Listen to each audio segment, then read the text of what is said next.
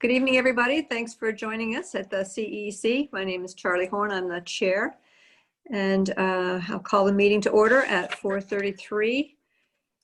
The roll call, we have from the committee, we have Val and David and me. And we have Carmela, who is, and then we have Claudia.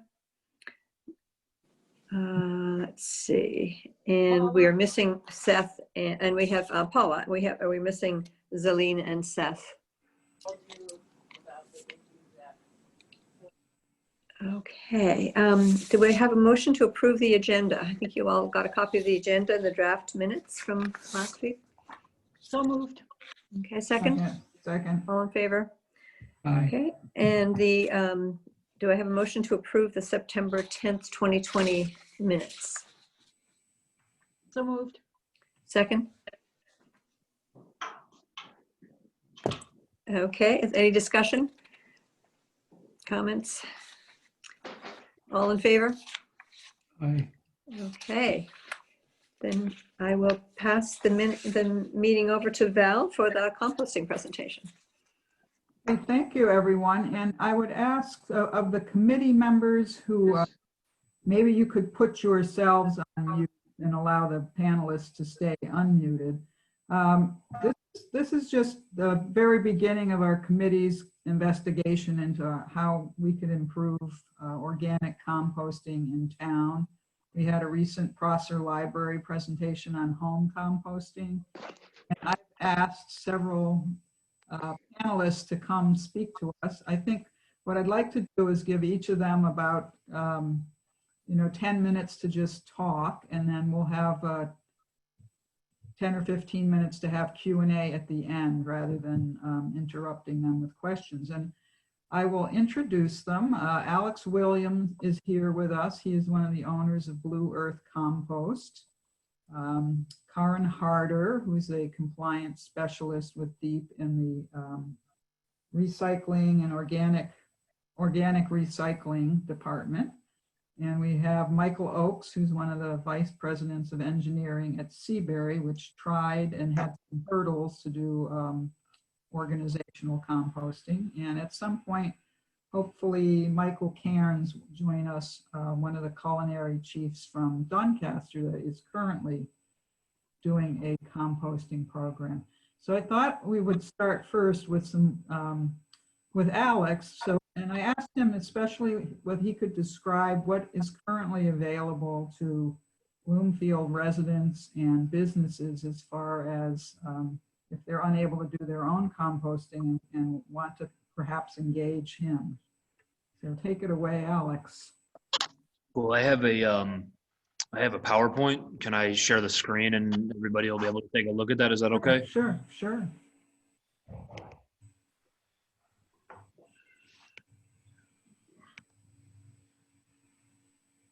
Okay. So let me see. All right. Can everybody see that? Hopefully. Yeah. Okay. So yeah, thank you again, Val, for having me. Again, my name is Alex Williams. I'm the owner operator of Blue Earth Compost out of Hartford, Connecticut. And yeah, just try to speed through our business, our service, and specifically the work that we're doing in Bloomfield and hope to be doing in the future. So we're a residential, commercial, and event food scrap collection company. We were started back in the fall of 2013.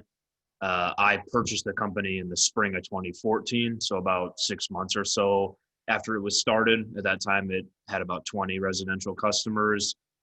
To date, we're up to over 875 residential customers. We've also added a commercial service to our business. We've got over 100 of those kind of customers. And then when it's not a pandemic, we are doing a decent amount of events per year as well. We have just hit in the last couple of months the 10 million pounds diverted mark, and we've got 6 total employees at this stage of the game. So our residential service first. The nuts and bolts of the residential service are We give our customers a 4-gallon green pail. You can see a photo of it sitting on someone's front porch right there. We offer a free 2-week trial so people can try before they buy. We have weekly and every other week collection options as well. So there's flexibility depending on how much food waste the customer produces.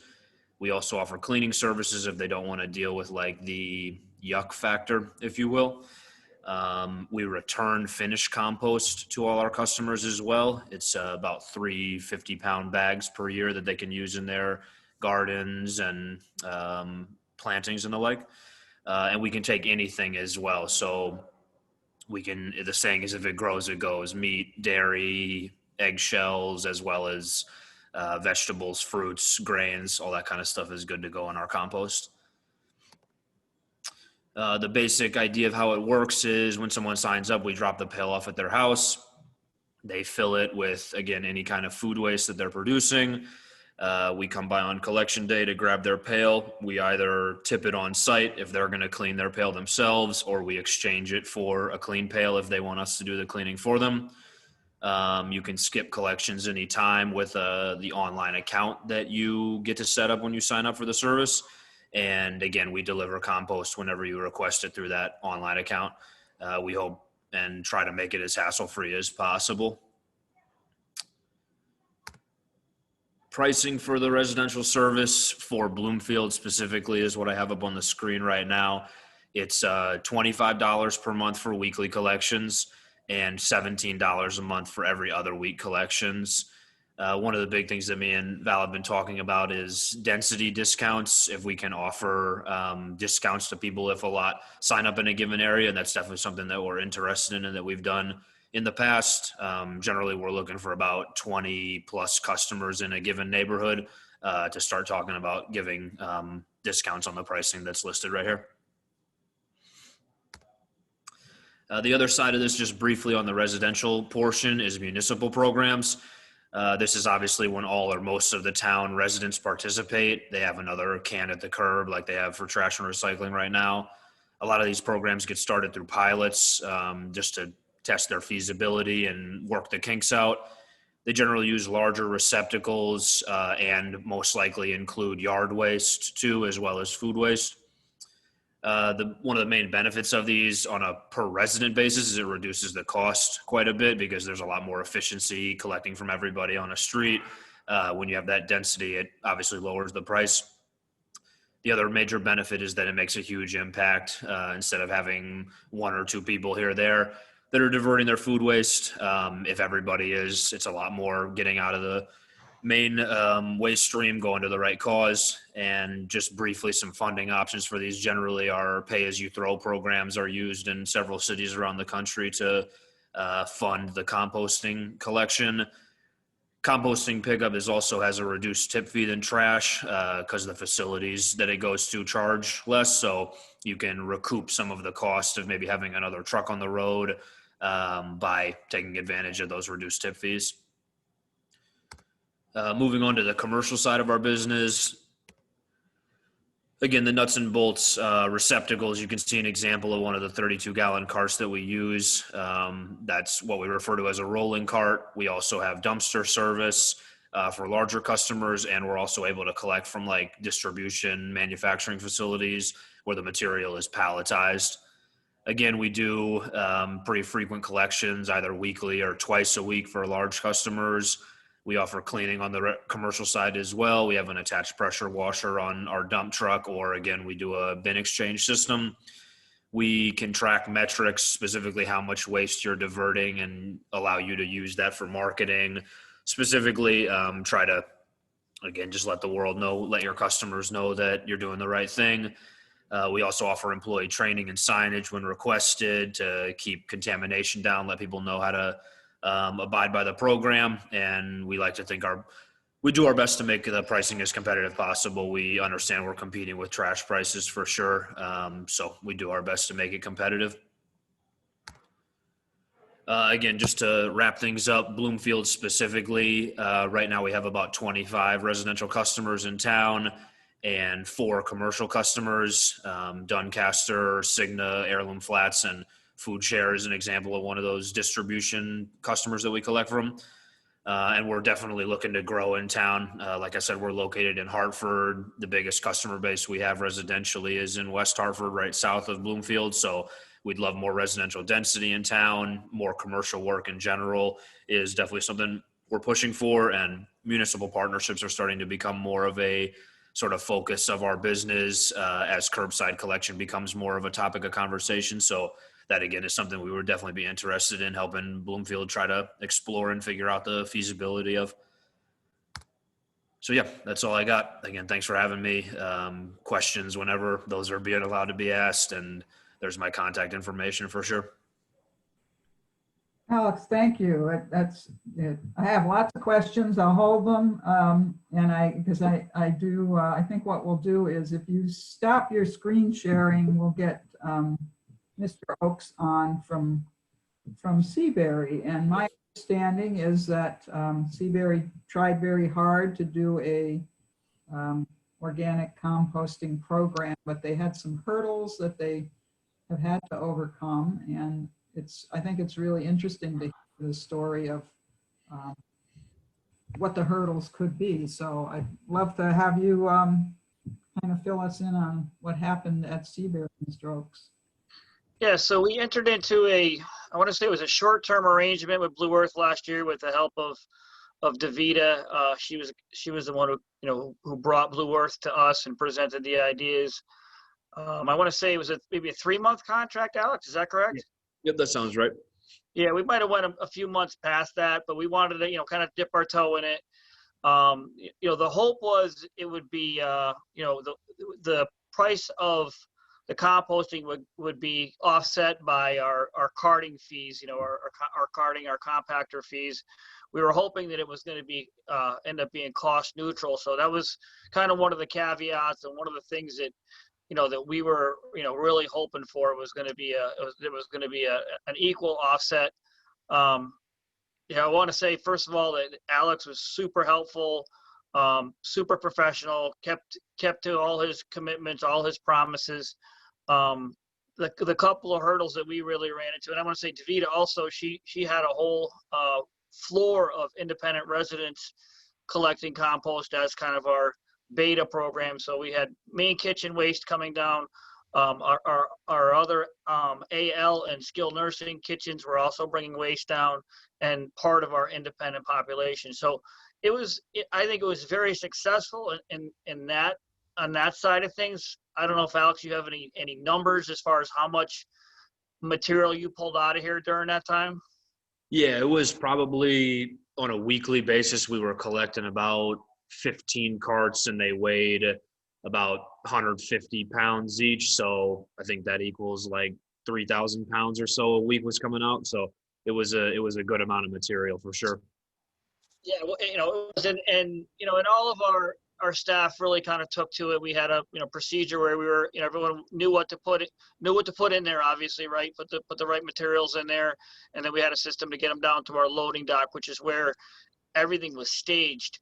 There was a problem that we didn't really expect to see, and it was really the smell of the compost starting to decompose. That was something that was unexpected, and it was something that really became prevalent when the weather kind of got warmer. Our loading dock isn't air conditioned, so you can imagine what a 3 or 4 day old eggs or meat or other products could start to smell like. So that was probably the biggest hurdle that we struggled with.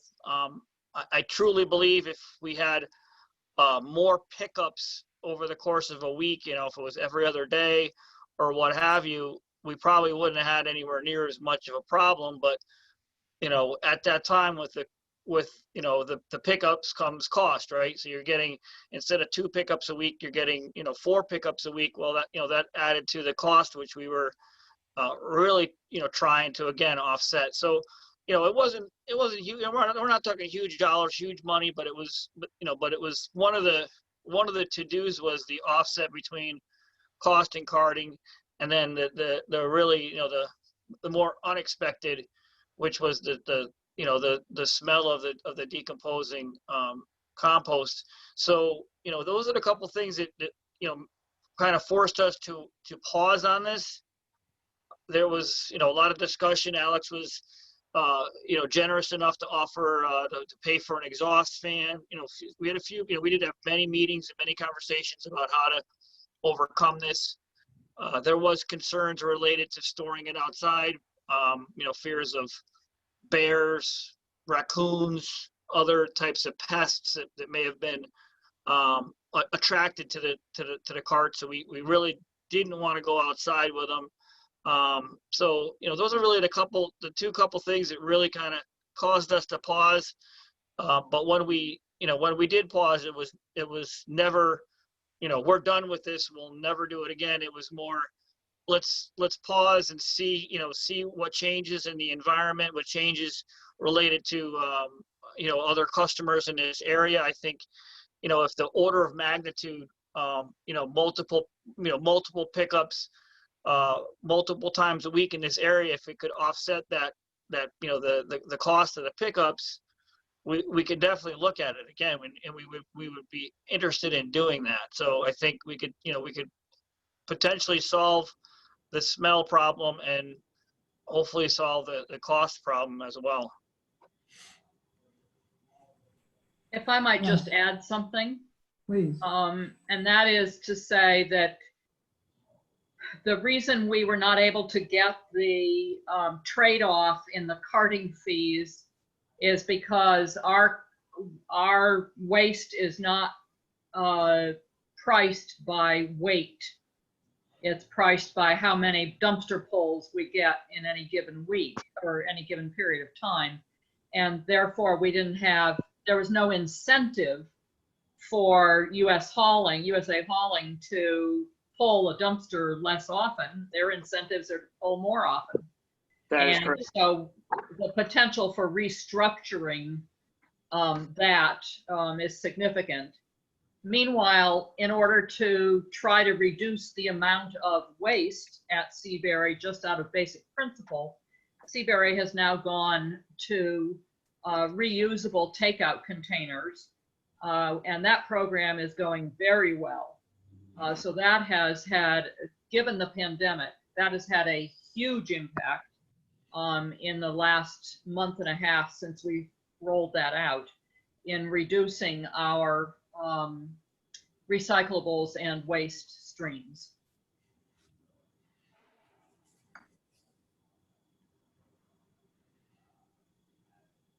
Yes, that's Go ahead, Alex. all correct. That you know, the fact that you know, it's hard to see an order of magnitude as far as the number of pulls, you know, in a huge dumpster that's a compactor. You know, it wouldn't be, it's not very visible. Let's put it to you that way. You know, there was maybe a savings to the carting company, but it wasn't really a savings to Seabury that we could see. So thanks for sharing that experience. And I think one of the big, and maybe Karen can comment on this a bit because she's dealing with the whole trade-off. How do you get organic composting material out of the waste stream elsewhere? Because it's estimated to be about 25% of our waste currently. And there is an initiative out that actually Bloomfield has signed to the Connecticut Coalition for Sustainable Materials Management.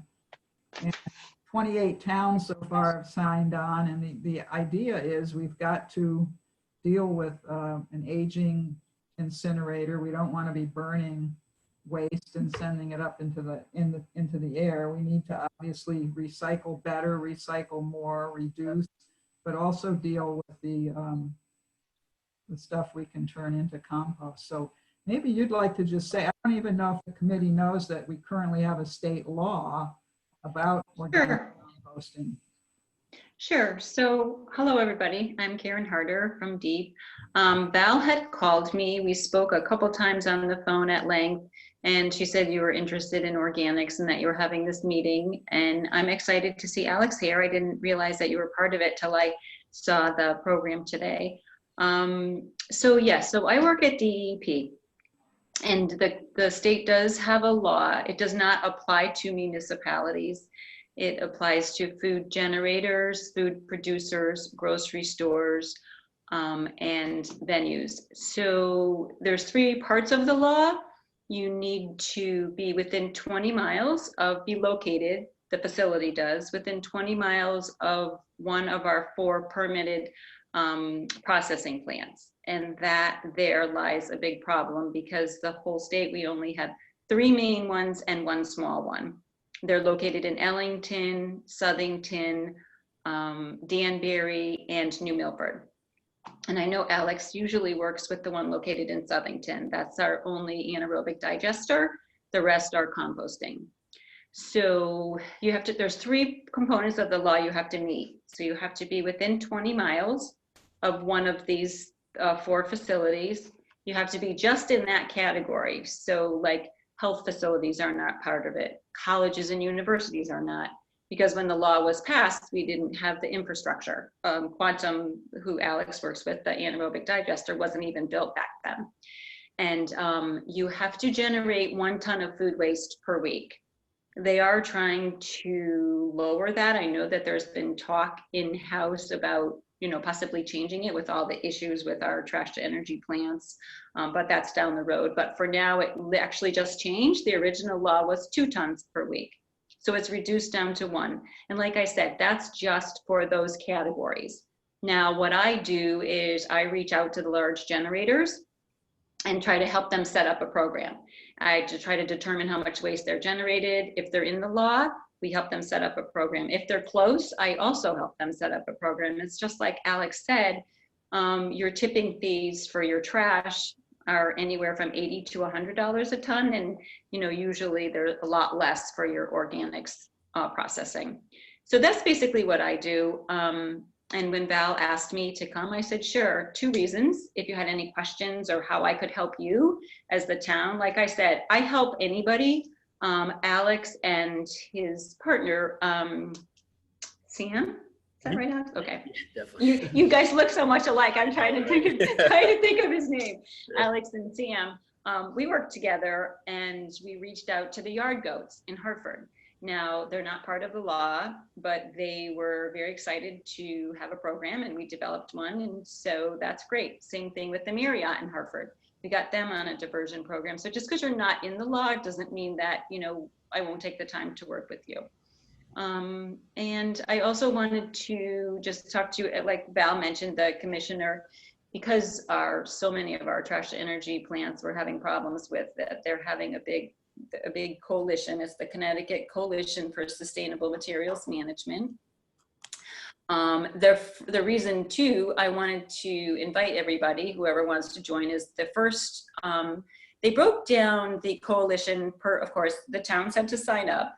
And I think there's about 30 towns, like Val said. And within that, we're having subcommittees. So either, you know, unit-based pricing, which is pay to throw, there's organics, recycling, and I'm actually drawing a blank on the other committee. But the organics one, which is what you would be most interested in, is the first meeting is Friday from 9 to 11. I did send Val the link. Did you get that, Val? Yes, and I sent it to the committee members, yeah. Perfect. So I sent that to her. And let's see, I know one other area of recycling Val was questioning was textiles in town. There is a program, it's called Simple Recycling. And I do have a webinar link I can send the committee, and it's very interesting. The residents are received, because you're all curbside, right? You don't? Yes. Yeah, okay. So it might be something you would be interested in there. I think they say like 80% of textiles are still thrown out, which is so sad. I don't understand that, but it is. So I'd be willing to send you a link on that. Could be possibly an area where you could, I know some towns, I know East Hartford was part of it, Rocky Hill. Some of the towns had put it on hold because of the COVID, but I think most of them are back up and running now. Let's see. What else? So, and actually the other reason I was here is I really wanted to hear about the Seabury and the other program, Doncaster. I wanted to see how they were doing as far as health facilities. if we do make changes, I know that they're talking about trying to include the health facilities down the road. So if we can work with any and get them set up ahead of time, then that's great. And Alex and Sam are great to work with. Always hear very positive things about them and how they follow through. So that's really, I really just came more for support. I don't have any PowerPoint or anything. Just if you had any questions, how I could help you. That's Great. really all I have. I'm really more here for, to support. Thank you. And before we will open it up for questions, just wanted to ask Alex, unfortunately, our participant from Doncaster doesn't seem to have been able to sign on or whatever. But I was wondering, Alex, since you're obviously very familiar with what's going on there, maybe you could describe, and Cigna and Heirloom Flats, just how those programs are working out, because there are 3 biggies in our town. Yeah, those programs are thankfully going quite well. There's really nothing exceptional about any of them. They're pretty standard. We, again, provided them with the smaller cans, like the photo that I had in the PowerPoint. They, by and large, bring them right into the kitchen at Doncaster and at Cigna, fill them right there with the pre and the post-consumer waste, and then put them outside for collection. Obviously, Cigna has gone down quite a bit with the pandemic and barely anybody working there, but we did get a very reduced program restarted there about a month ago or so. But when they were in full swing, they were kicking out a lot of carts. We were going there twice weekly, as well as at Doncaster for sure. We collect from 2 locations at Doncaster. It's a pretty spread out campus, so we're able to do that with the flexibility of our trucks and stuff like that. But yeah, by and large, I guess there's not much to write home about, thankfully, with them. They're going smoothly. Nothing really exceptional. We're just picking their stuff up and getting it to the right place for sure. Great. Alex, can I ask a quick question? So if they don't have any problems in the summer, is there something that they're doing that possibly Seabury could be doing? Yeah, the main difference is that the carts at Cigna, their loading dock is, I believe that it's climate controlled and it's huge. And it's very large, whereas the carts at Seabury were housed in like a really skinny closet that led to the dock where the compactor was at. So it was a confined space. The doorway opened directly to a hallway, whereas at Cigna, the loading dock is completely separated from the rest of the building. And then at Doncaster, we keep the carts outside there. We just retrofitted them, if you will, by drilling holes through the lid and the lip of the cart, and they lock them shut when they fill them. So if a bear does decide to come by and check them out, he hopefully can't do too much damage to them. We thankfully haven't had any animal issues there for whatever reason, even though the carts are kept right next to a big field, basically, at the main location. Yeah, I guess we've just been lucky not to have to deal with that there, and we lock them if there is a problem. Okay. Quick question. How long has Cigna been online? Because I actually stopped in there and it was maybe a year and a half ago. And I don't think that probably around that time, to be honest with you. Maybe they got in touch with me because you had come knocking on their door. Yeah, I think that would be a decent estimate as to when we got started over there. Okay, perfect. So I'll reach out to you in a separate call about that's online. That's great, because that's one of my cases. Okay, sorry, I didn't mean to. No, so we have about 15 minutes for questions, and why don't people, I'll moderate here. If you have a question, you want to raise your hand, I'll recognize you and then unmute yourself. So go ahead, David. For Alex, what are the commercial enterprises working with you? And for Corinne, say again what the law defines as the possible users of the program? Yeah, so for me, my commercial customers kind of run the gamut from small, like coffee shops, all the way up to big grocery stores and whatnot. In Bloomfield, again, we're doing Doncaster, Cigna, Heirloom Flats, and Food Share. Around the state, we have a litany of different customers. We do a bunch of colleges and universities like Wesleyan, UHart, Fairfield, stuff like that. we pick up from the Adams grocery store, IGA chain. It kind of runs the gamut for sure. We will collect from anybody who's willing. So as far as the law goes, the sectors who are required, and I can send you the link to, as our commissioner once said, it's a very easy law to understand. It's only 3/4 of one page, and it's written in English. So basically, the sectors are, so a commercial food wholesaler, or a food distributor, industrial food manufacturer, supermarkets, grocery stores,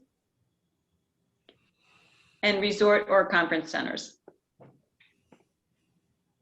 So those are the ones that are required. And there's 3 components of the law. So you have to be within that sector, within 20 miles of one of our permitting facilities, and generate 1 ton of food waste a week.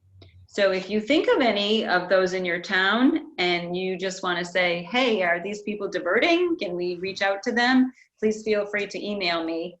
And maybe Alex and I can set up another program. Well, I'm automatically thinking Stop and Shop and Geisler's. Stop and Shop probably bigger. Okay, so all the Stop and Shops in the state, they actually send all their waste up to Massachusetts, where they developed their own, they built their own anaerobic digester. And Geisler, I went to the Geisler up in, way up as Granby, East Granby. Mhm. Yeah. And I know that they had a separate system, grind to energy. And they were grinding their waste, and it went into, it's interesting, it goes into a big tank, almost like a slurry. And then that's pulled off and goes to a farm. And I don't think I was at the other Geisler, but I think they said each one was diverting somehow. So those 2 grocery stores. Most of the grocery store chains I have either been to or reached out to, not all of them, but those 2 that you just mentioned, I know are. Oh, A question and a comment. It sounds like there's not any issue with people, residents, putting the wrong things in. I know in terms of recycling, that's a real issue in terms of the wrong material gets put in and it contaminates everything. It sounds like with what you're doing, anything goes pretty much. Yeah, thankfully, Yeah. I'd like to say that like food waste is a little bit more easy to comprehend what's good to go and what isn't. You don't have to look for the number inside the triangle, you know what I mean? Right. Or clean it off, you know what I Yeah. mean? So thankfully our customers are pretty good about it for sure. Yeah. We also service people who like want to use our service. So they're more of like they're more interested in being educated about what they can throw for sure. If the program was opened up to more of like a municipal style Yeah. program, the education trajectory would be definitely a little bit more difficult. We provide an info card with our pail so that everybody knows what they can and can't put in there. And the facility we work with in Southington Quantum, one of the benefits of them is they are more of like a factory, like industrial style. They're able to deal with contamination much better than just somebody who has windrows outside turning them with like a big Tonka truck. You know what I mean? They have like a mechanical sorting system at the front end of their operation that gets it out. So even if somebody does put bad stuff in there, they're able to deal with it. So there's multiple different like places where the contamination gets filtered out of the system, thankfully. Okay, great. And just the comment, I live on Bear Ridge Drive and we have bears going through all the time. It's aptly named. But the good thing is, I mean, people generally are pretty responsible with their trash. Our immediate next door neighbor, who apparently has no room in his garage, has taken to locking his trash. And that does seem to deter bears. Yeah. So that's a good thing. It's interesting that you made that comment about Doncaster. Yeah. So, We actually have a I would resident. expect bears there. Yeah, we Yeah. actually have a customer for our residential service on Bear Ridge.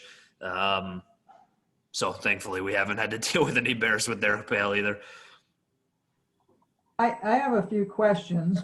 One is, Alex, is there anywhere in the state you're aware of that is doing this on a municipal level where there's actually, curbside bins for the whole town?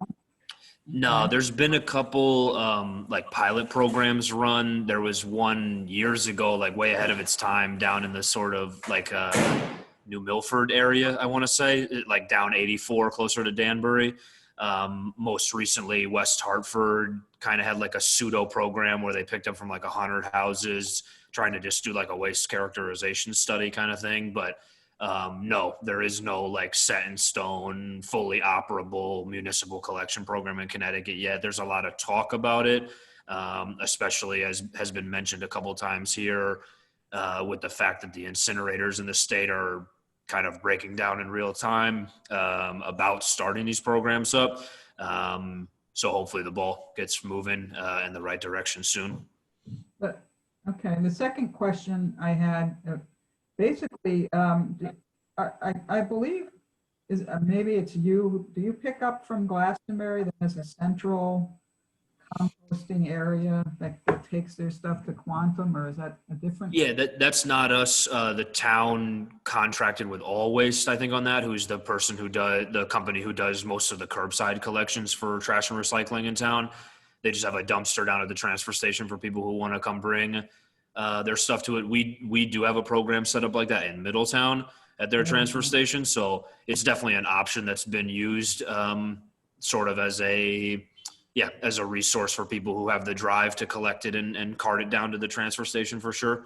The one in Middletown has been working pretty well for sure.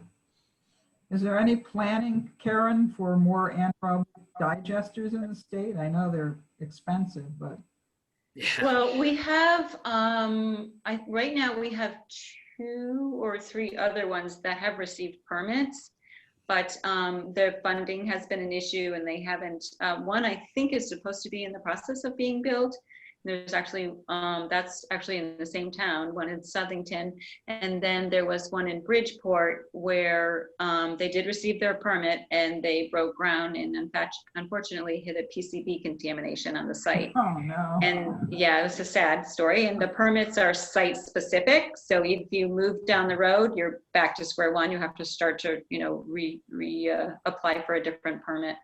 And then there's one in North Haven, but right now there are no other anaerobic digesters in up and running. Like I said, there are companies that receive their permit, but then you have to go get your funding after that. And have there Though that's how most people do it. Excuse me? Oh, I was just going to say, have there been any actual studies of how much the solid waste is reduced when composting? I know they keep saying 25%, but in practical terms, how much does it actually lower somebody's, do we know, like in any programs, how much, like, for example, if you're trying to market it to a town and say, well, your tipping fees are going to be reduced by 50% if you get 25% of your stuff, that kind of trade-off. I don't know if you guys have any statistics about that. Go ahead, Alex. Yeah, from my end, you're pretty close to the number for sure. The number that I hear quite a bit is 30%, give or take. That's if you include food waste and green waste, like yard waste together. That's generally, again, how these municipal programs work. If you're going to give people an extra can, you might as well let them collect everything that's compostable in one bin. So yeah, it's a pretty significant reduction. I mean, just anecdotally, my customers constantly tell me, like, when they start using my service, that they produce like a trash bag a week or 2 trash bags a week, something like that. So yeah, like I in my own home, I could seriously use weekly recycling collection and bi-weekly trash collection instead of the reverse for sure. So it's definitely a significant reduction, especially because you're also taking like a nasty material out of the trash. So it helps on multiple different levels for sure. The state Might has just add to that. Go ahead, Karen. Oh no, I'm sorry. Go ahead. I was just going to add to that during our experiment here at Seabury, we developed a huge enthusiasm for doing this among our residents and great disappointment that it didn't work out. And there's a great desire to move back to it I'm interested in the locking and all of that. I found personally that I only needed to empty my under the sink trash can about once every 8 to 10 days when I did not have any food waste going in there that made me empty it sooner. And it also meant that I never had to put another plastic bag in that trash. I just simply use a paper bag because there's no wet stuff going in it. I'm also thinking about Seabury and the amount of yard waste that I generate. I stand in for Gardner. Huge amount of yard waste here that would be wonderful to divert. Sure. Are you thinking at Seabury of just continuing your program for the winter and the, for the fall and the winter when it's not so hot and the odors are reduced, even if you could do it half the time until you can work something out? Have you thought about that? Mike, are you still on? Yeah, I'm still on. It might be a little bit broken up, but yeah, I mean, it's something we would definitely consider if, again, we'd have to, look at it, plan it. But we could definitely, maybe try another pilot program. And I agree that the temperature is definitely a part of the problem with the smell. So we can definitely look at it again. And I'm hoping that with more customers in Bloomfield, that maybe we can better affect the cost offset. And that's something I'd look to Alex for. Yeah, definitely. I'd like to talk with you guys about it more for sure. We'd love to get back up and running at Seabury. Yeah, even if you could do it, in the winter and when it's not so hot to start, to continue at least half the time, and then it's half out of the trash. And just one other quick answer to your question, Val. So the state is required to review and have a documented solid waste management plan. And part of that, we just had a trash evaluation on our last one, which was, I think, 2016, possibly. I'd have to look for the exact date, but that's about when it was. And we did have a study, and they went to several of our trash to energy plants, different times, different days, studied homeowners trash, commercial trash. And we actually have a whole written plan on our website. If you wanted to see what's in the trash and a certain percentage, it's quite interesting. Wow. So we have. What about the nursing homes and health facilities that are all along Park Road? They're not in the law, but might they be approached? Are there any incentives that could get them in? Because I'll bet you there's a ton of food waste coming out of those places. So right now the state isn't offering, we don't have any grants right now. We don't have anything like that. It would just be the information that just what Alex was talking about. Just the biggest thing is if we could reduce the fees for them or even have it break even to be able, then they can be able to claim that they're going green. But if you do it right and you process it through, like Alex said, you should be saving some money. So it sounds to me like the smell issue is very significant at Seabury, but if you take away that, it also, I get the impression that it was not cost neutral, and there was a significant disappointment that there was no savings. Am I wrong? No, you're right for sure. I can just speak to like our pricing a little bit more. The customers that Karen deals with more by and large are like enormous generators, like people who are kicking out food like you really don't want to know they're throwing this much away. It's so much. When you have that amount of tonnage, the efficiency is just naturally sort of built into the system. Like, for example, when I go to Food Share, I collect 8 tons at one time. You know what I mean? But when I go to Seabury, I'm collecting maybe 1,000, 1,200 pounds. The economy of scale just isn't there always. So the niche that I fit in isn't always a cost neutral one because of the volume that is being produced. We do our best, like I said during my presentation, to get it as close as humanly possible, but to Davita's point, if more people sign up and we can do like a milk run, that helps us out massively for sure. But it can be definitely difficult because the just economies of scale aren't there when they're smaller producers. I'm going to jump in because I know we have some time limitations, and this is fascinating. I think one of the issues is if we ever get pay to throw, so that Right. incentive to reduce their solid waste, that may result in a financial even. Definitely. I would urge you to go. I'm sorry, Val, I just wanted to interrupt Sure. and just say this. I would urge you to go to our DEP website and sign up for the work groups for the pay to throw and the organics, because it's just mostly all municipalities and they're in the same boat. And, you know, even if you can get the town next door or just learn something, I would suggest that you sign up on these work groups, because for the commissioner, it's a priority. Organics are a priority right now.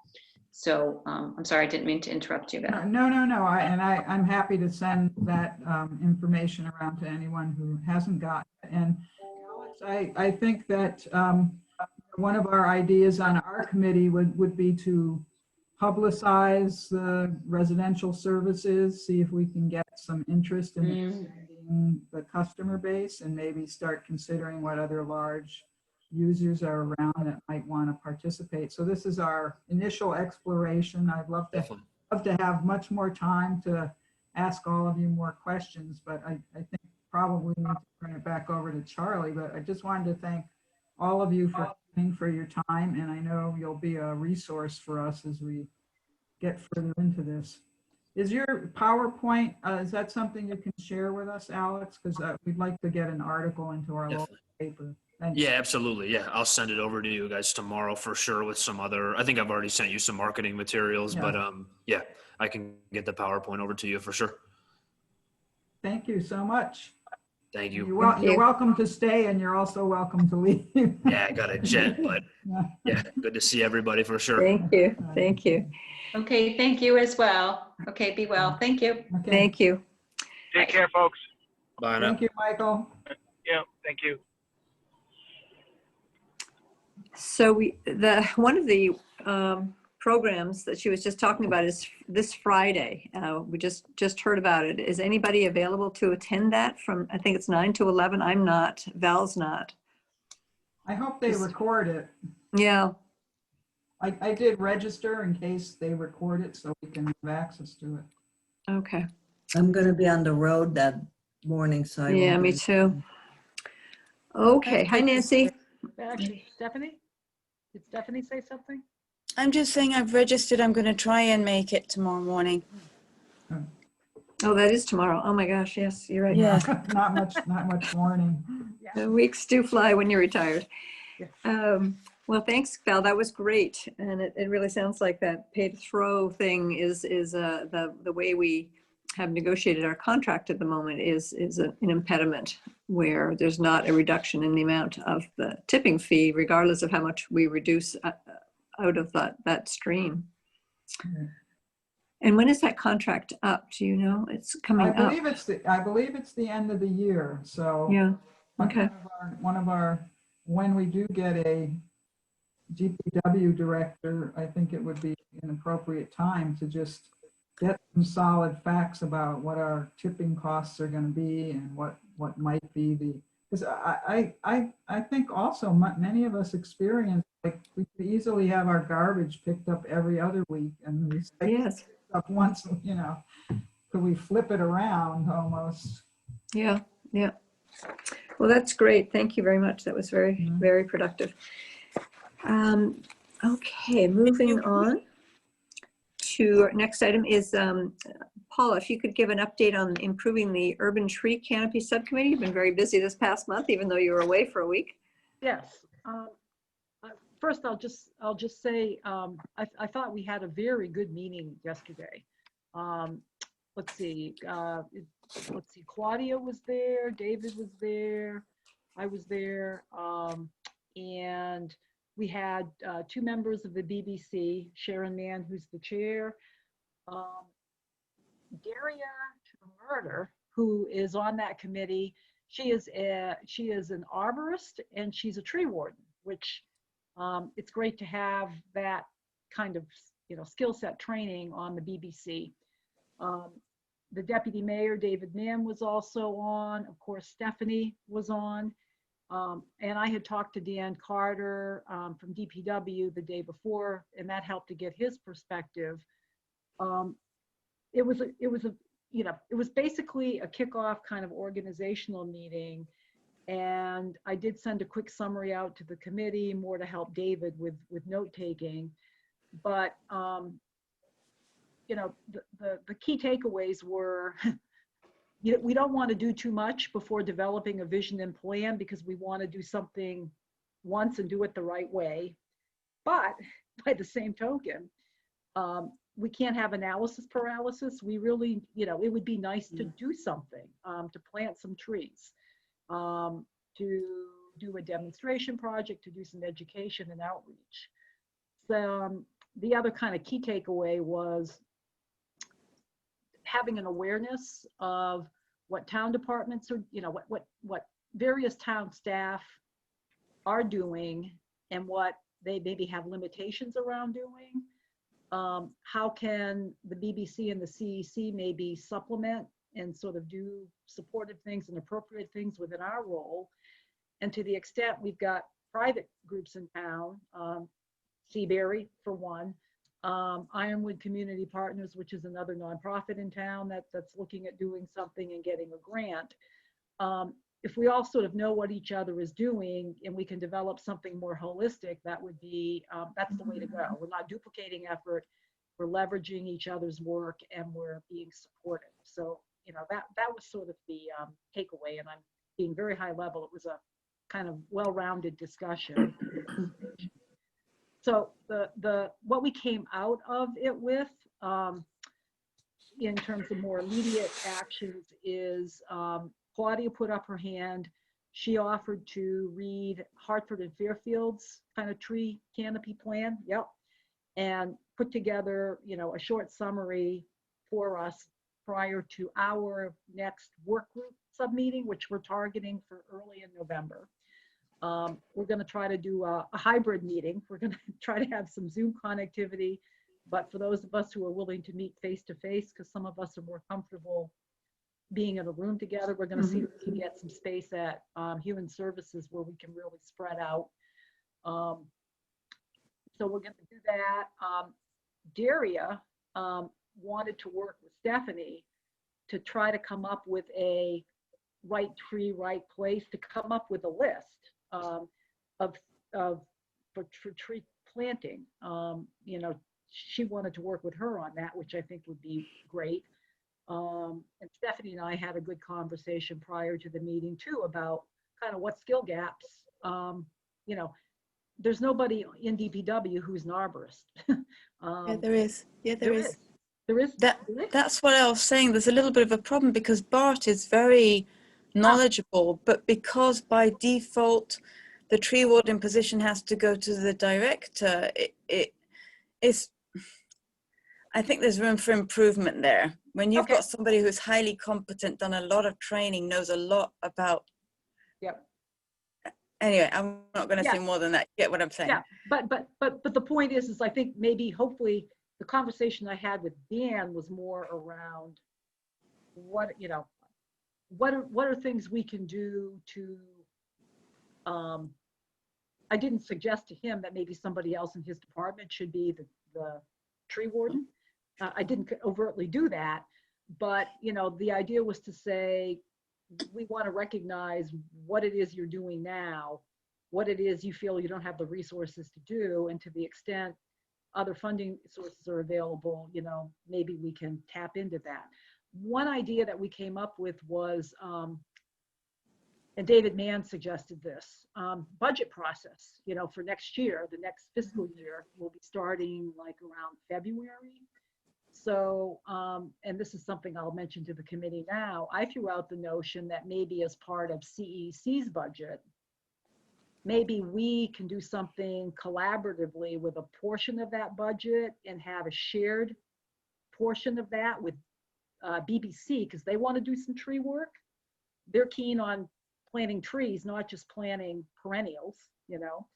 So maybe if we can develop a program together, we can go to the council with an ask around having a portion of our budget. And, you know, Stephanie, I think, made the point that, you know, if you're not buying huge trees, you can buy some trees for not a huge amount of money.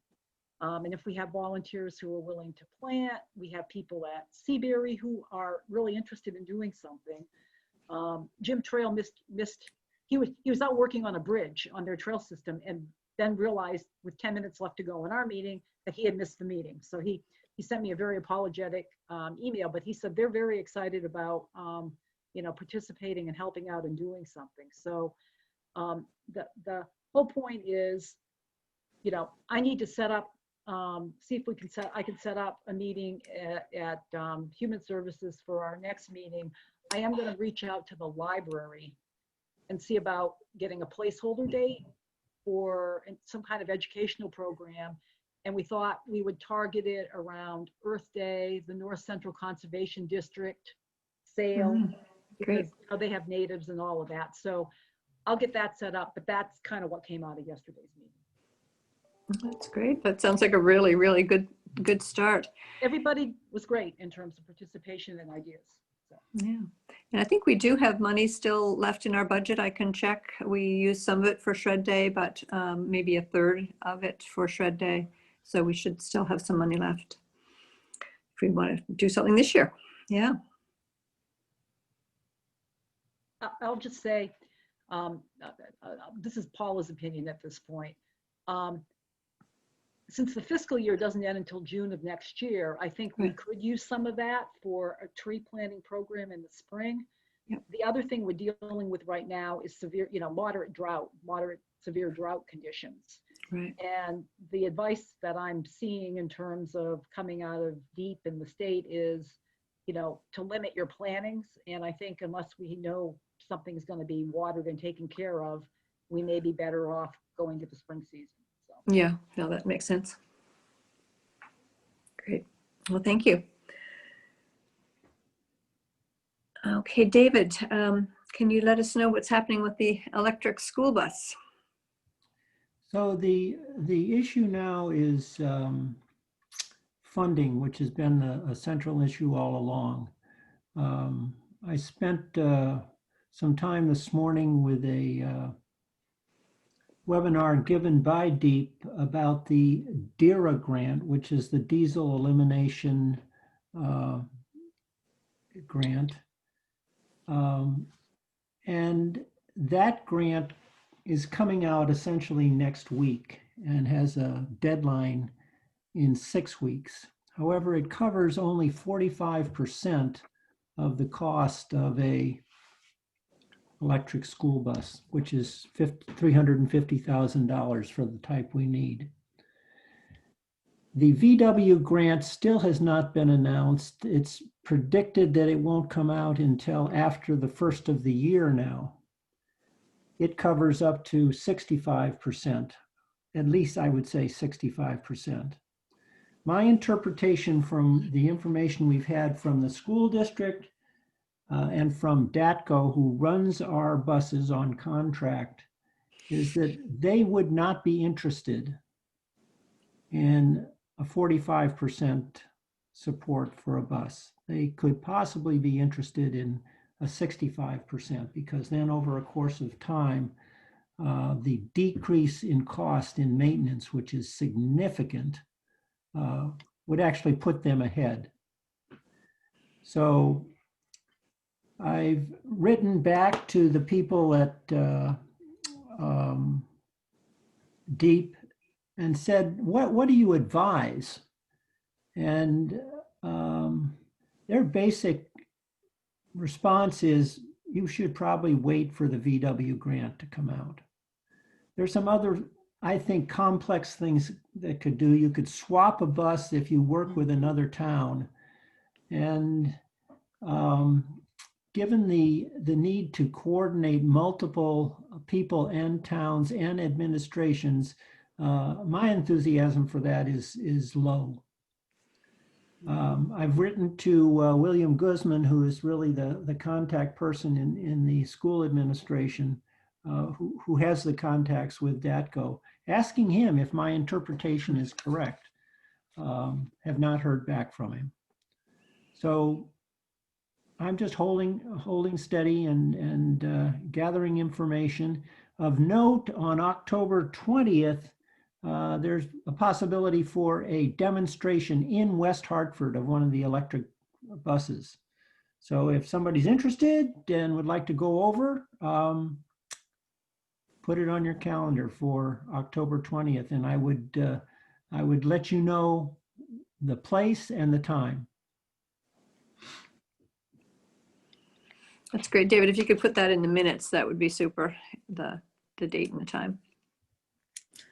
I'm wondering, is anybody else following about EV readiness beyond the school buses? Anybody else doing those webinars? Because the DERA grants, they actually cover a whole lot more than just school buses. The VW grants are quite specific and they're very competitive. David, correct me if I'm wrong from the webinar this morning. But the DERA grants are a lot more extensive. They're about electrifying all of our fleets in the municipalities, off-road, on-road. And it'd be really helpful if we can get people from other departments to just come and be part of that conversation, because, you know, within 10 years, we're supposed to be 45% electric, or at least, you know. So the grants are now. We don't know if the grants are going to be here 5-10 years from now when we need to meet that goal. So it would be really helpful for, at least for me, to be able to have more people working with me on how we can electrify some of our fleets, either through public works or the police department, or not so much the town hall, because we get the hand-me-downs anyway. But Stephanie is right. The DERA grants are complex, and depending on what you're doing, you get a certain amount of support. For instance, for a new fire engine, you could get 25% support. That's a huge expense, and 25% would be helpful, but you're still left with a big ticket. You could also help your local locomotive running back and forth in the center of town with a DERA grant. So there are a lot of options with the DERA grant. School buses is just one example.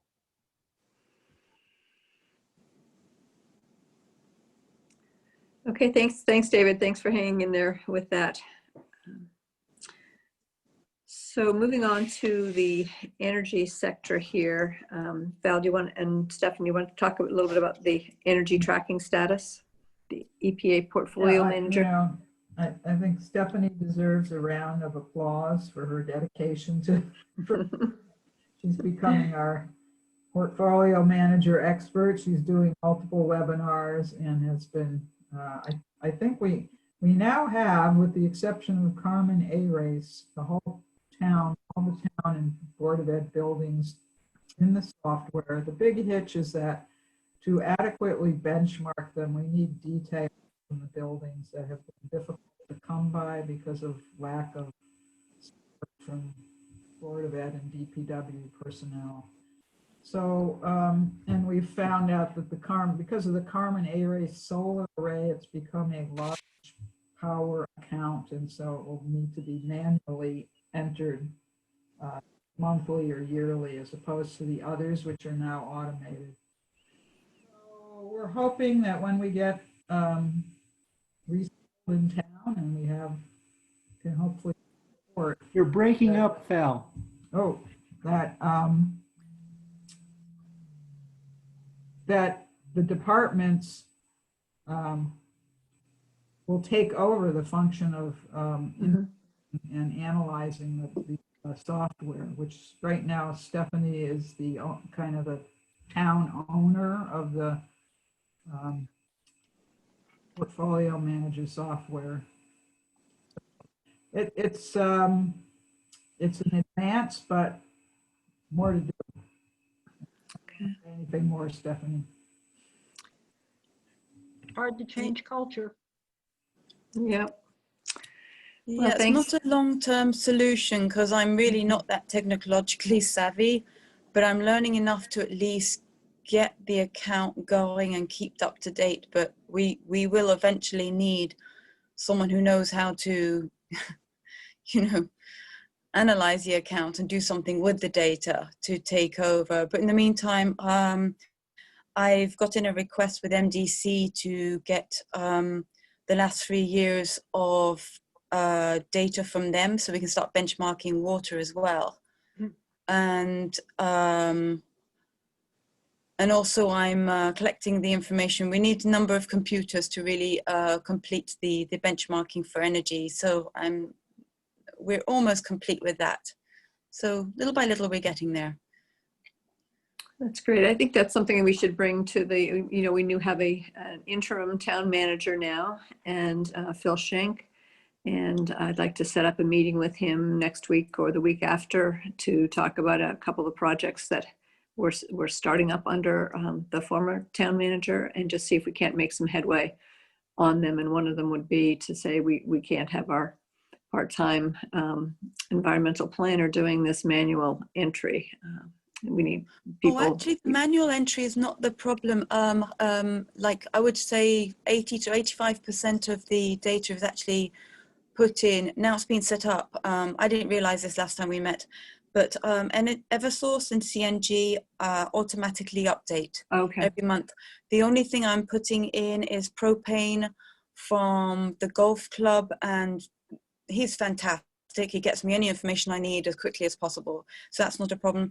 It really is the school. Val, correct me if I'm wrong, there are 2 accounts, I think, with the school that need to be manually done. That's just accessing the bills. So if they could just get me the bills, then so the manual entry is actually very, very small amount of work. It's more once the portfolio is set up, analyzing that technological stuff. That's who we really need somebody to take over for. Good. So the next item is this, solar on town buildings. And I think that's going to take a meeting with the new town manager, the interim town manager, to see where we stand on that. Where we left off with that was that the Green Bank and the town finance people met to discuss the possibility of doing some of the services that the Green Bank was going to provide under the municipal assistance program. And I think the Green Bank felt that Bloomfield had some strength there and had the ability to put out RFPs for all the different services that would be needed to assess the properties and to get solar installers and people who would manage and maintain, and also look at different financing options other than the Green Bank that might work out better for us, since we weren't being, the Green Bank fees are somewhat built into the overall cost. So if we have the services, if we have the ability to do it in-house, and I think Green Bank was impressed with Nancy Haynes and felt that that was somebody who could probably pull these RFPs together. My concern is, will they? And I think that's where this committee comes in to see if we can't continue to push through while the incentives are still available to collect on those this year and next year. And I think it's going to be difficult without permanent DPW leadership hired in place. We'll see how quickly that moves, and perhaps without a full-time town manager in place. But we can at least set up a meeting and get back to where we were in terms of discussions with the town. Yes, Paula. Just a question, and I'm looking at the minutes. Jose was going to check to see if the town had a no bid option because of the fact that the Green Bank program is a multiple town, and that could potentially be an escape clause from the requirement to do a bid. Did we get an answer on that? I don't know that he got a direct answer on that. I think during the discussion, it became clear to Green Bank that Bloomfield was capable of doing the RFPs by themselves, and that perhaps the pricing on those would work out better for them than the green bank services would. Okay. But again, it was different when we had a director of DPW who was committed and interested in participating with us. And now where we are down several positions and fill in until God knows, February or something like that, it makes it all a little bit shaky. But I really would like to push that through. I was just going to say one avenue is to, even reduce the ask to at least put solar panels on the new human services building. Right. Stephanie was telling us beforehand that the golf facility actually is one of the, for their size, is one of the highest electricity users, because they have all these electric golf carts that could be powered, especially in the summer and warm weather, by solar panels. But rather than making it a 7 projects bid, if we just said, well, okay, maybe we're not going to get the Uber or lowest price by going through the green bank, we'd at least get a building done before the federal and state discounts ran out. Okay, well, I will set that up for next week or the week after and get people involved who would like to attend. And David, maybe you'd like to attend and talk to him about the school bus, see if we can't get. I copied him today. Excellent, good job. Okay, so the solar siting EDC draft ordinance, Val and Paula and I met. The ordinance that we had worked on in terms of siting of large-scale solar panels that started with the EDC and a contractor. They had put together an ordinance and a draft interim policy. We commented on it both at the EDC and at the TPZ, and it went to the Economic Subcommittee, Town Council Subcommittee on Economic Development. Land use and economic development. Land use and economic development. Yeah. And so they sent it back to EDC to make sure, this was just on the policy statement, to make sure that the EDC had actually signed off on it. So with that, but the policy had not changed a word. They hadn't really put in anything that we had suggested, and it was lacking. So Val actually put together red marked tracked changes on that policy, and we sent it back to EDC for their next meeting. It's on the 13th at 8:30. So we will stay tuned on that. We'll probably go and just see if they can't just take those, now that we've put those changes in there, just accept the changes and send it back to land use and see if we can't get it to before the town. So at least we have a policy statement in there. So that's that. Any questions on that? I know I'm pushing us through here to get finished on time, but the Val and I were talking about the Home Energy Solutions program, and Val was talking to a couple of other towns, and a woman who works in the energy efficiency field, Letitia Colonda Mages, I'm butchering that name. She was the woman who took on the state over taking the rate fees that we pay on our power bills.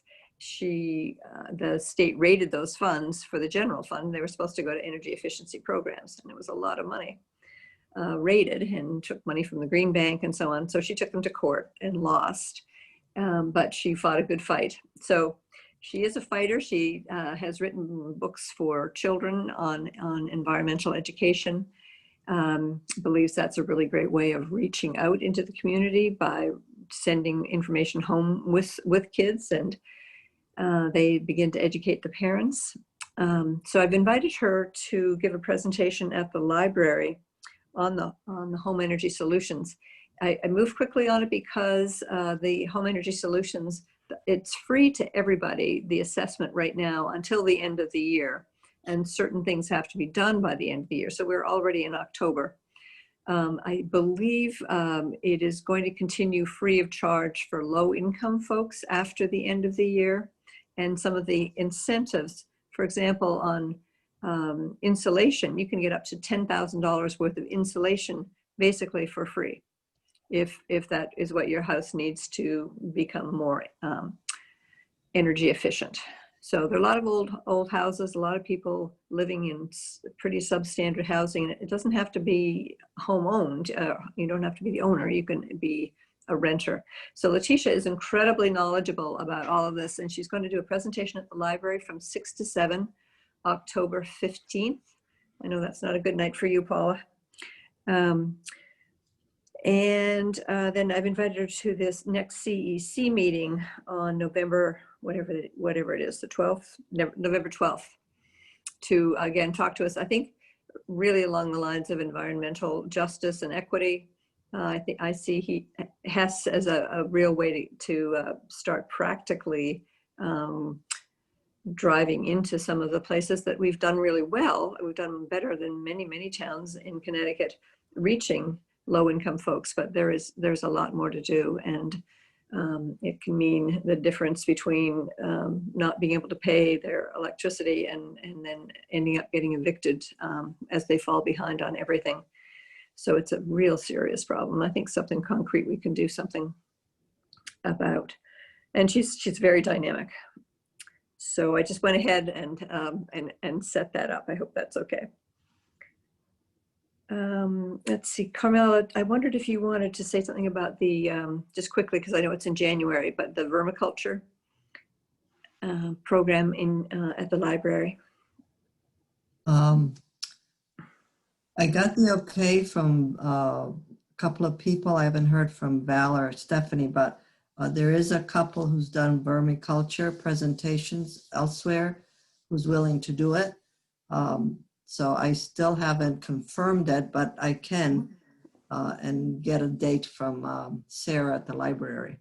Sorry, we're talking about vermiculture or vermicomposting. They're two different things. You're talking about composting using worms, right? Worm bins? What is the difference? Well, vermiculture, I guess, is like a worm farm, is making worms for vermicomposting. I'm assuming, I think that's what vermiculture is. I don't know. But worm. Okay, whatever we should be doing, we're doing I think it's vermicomposting. Yeah. Okay, I'll go ahead with that. that's great. So that would be in January.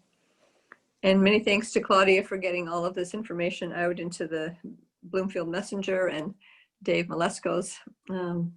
It really makes a difference. I have to say, just give a quick update on Shred Day. It was very successful.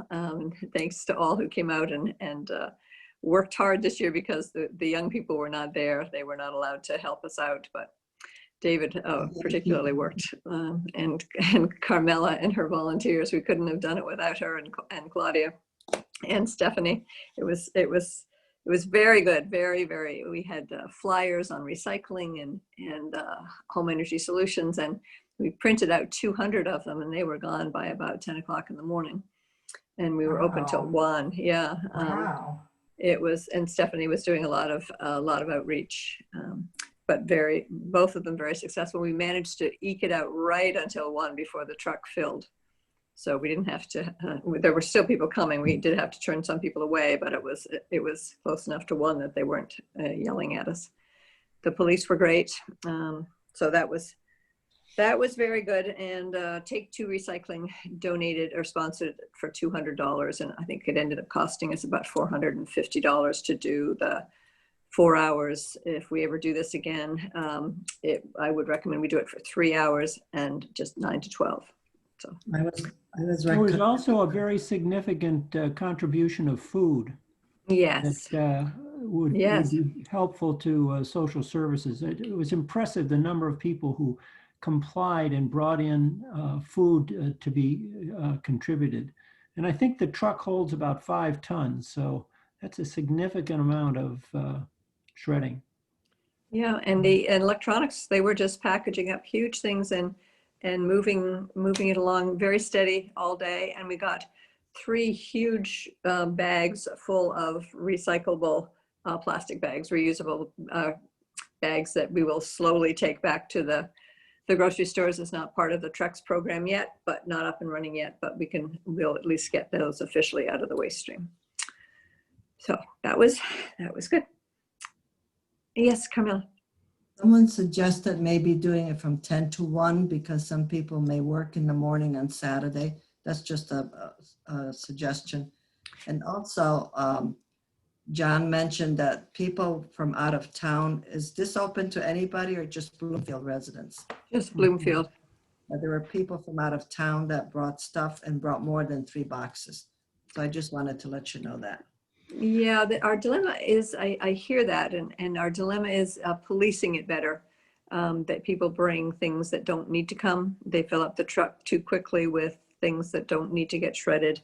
We were doing it at 10, and we thought maybe because there were so many people lined up around the block by 10 that we'd started earlier.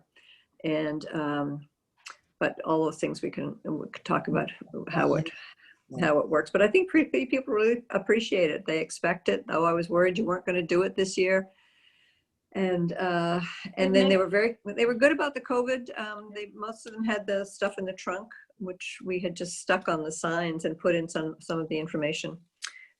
So I was going to say, it sounds like it was great. It makes it hard to stop when you get that, if you get that kind of positive feedback.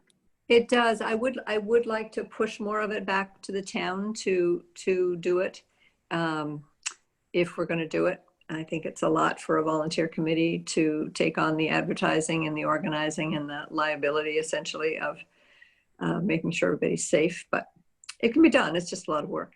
Yes, Claudia. I just want to make one marketing and publicity remark.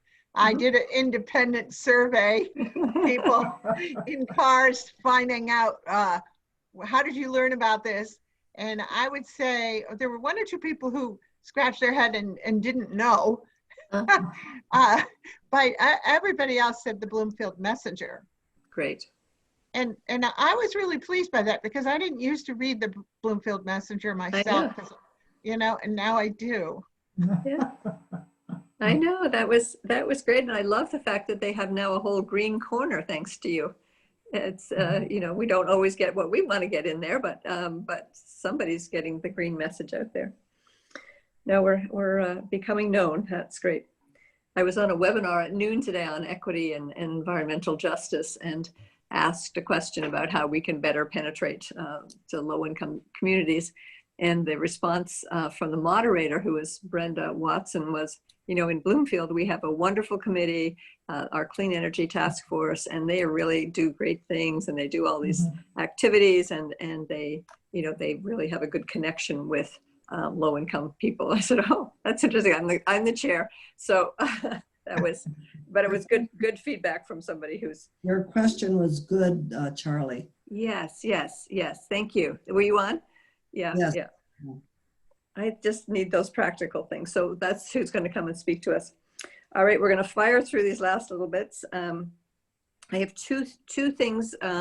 Again, Val's been doing most of the work on the updating of the CEEC website, and I'm going to send out to you just the format of that. And okay, if I send out the updates that you've done thus far, Val, so that we can kind of see. Sure.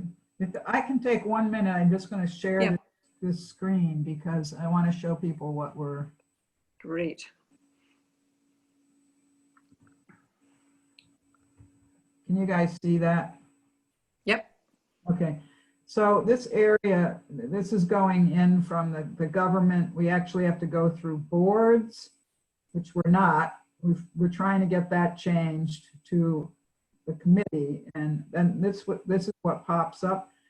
Charlie is working. We've been working on reorganizing and expanding these boxes so that they highlight 5 or 6 different areas that we're working, and then when you click on one, you'll be taken to a separate page that actually has the specifics. This is just so general, it needs to be way updated, and so I think she's going to send around a thing of topics that we can use people to write a paragraph, and you can put in a link to a web page, you can put in a photo, you can put in some other document, just so that we buff up the information on the website. Yes, that's great. And Jose is working with us on getting that together. So I will send that out early next week and probably tag people with where I think that they might be able to just do a little paragraph on what they've been working on. You can see here that we are able to put in news and announcements on here and on the calendar. And, so that's something we should be keeping up with when we do have a scheduled event. Yes, and if people want to just fire them to me, I can get them to Jose, and he does them very quickly when we send it. He's got the program, Home Energy Solutions program. That's the one at the library.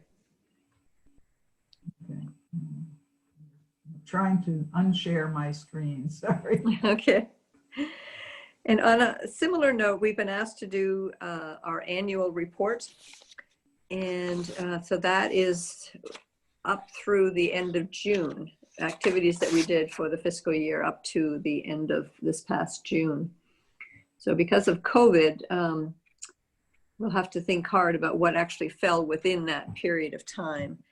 I have begun to draft a little bit. We only have 300 words to say everything that we've done. So we're going to be basically saying, one sentence on David on his school buses, which could take half a page, a sentence or two of the status of that, the solar, the trees, the communications, environmental justice, all the energy tracking, all of that stuff. Recycling and composting.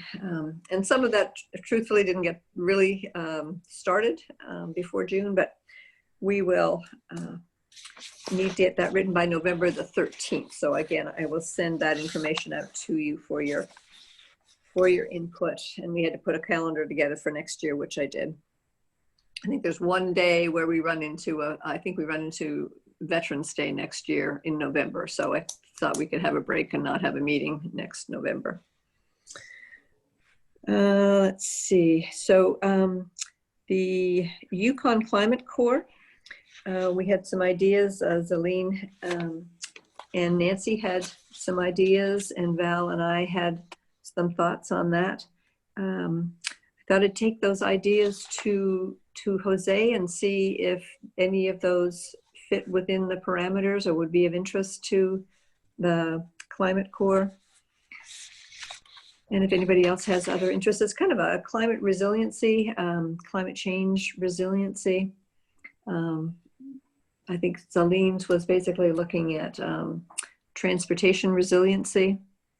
And Val was talking about, could we do something with the solar siting and get them to help us work on solar siting ordinance. And I thought Simsbury did something similar to what I suggested, where they use the solar panels on town buildings and be able to divert that power, store it, and have several days worth of power if we have an emergency, for an emergency shelter in town, to keep the emergency services up and running in town. And that's just another reason why we really should have solar panels where we can, and maybe something that they could write up and work on. And Nancy had a very good idea too, which is, do you want to talk about that, Nancy? I'm just not pulling it up at the moment.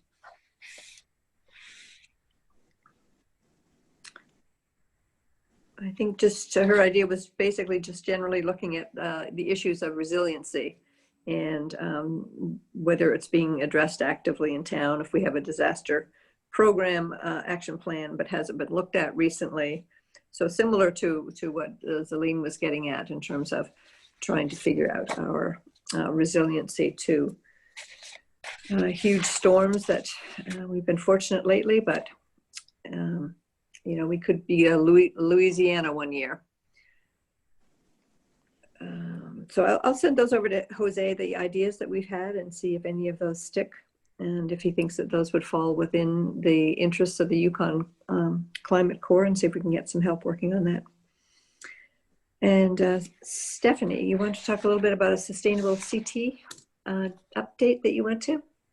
No, I'm not really prepared for anything because well, in a nutshell, by 2021, they are going to be expanding the actions. They're adding a whole section on homelessness and these are just a couple of the major changes. And equity, they're bringing, even though it isn't a hierarchy, 1 through 9 was never like 1 was more important than 2 and so on. They are just bringing equity right up to number 1. And then adding some separate actions. So it's going to be exciting. Means that the way we document stuff and submit it has to be changed as well. So yeah, it's going to be interesting. So Okay, that's terrific. Thank you. Let's see, drought monitoring, just in terms of public comments, I didn't have it on the agenda, but I saw an article on the other day and it seems to be popping up again. So Paula, do you think we should put that on the next month's agenda? It had sort of fallen off our agenda. It has in part, just, I mean, part of it is we're doing a lot, but it probably should be on next month. I am doing, and I have to get it ready. I'm actually doing a presentation for a group in Hamden on water conservation. It's because they know me, and it's going to be more of a practical kind of thing. But I'm going to talk a bit about, you know, the fact that we are in drought in Connecticut. I'm going to talk about practical measures people can take. I'm also going to talk a little bit about, for this group, the politics of water. Because this group, these are humanists, they'll be very interested in this.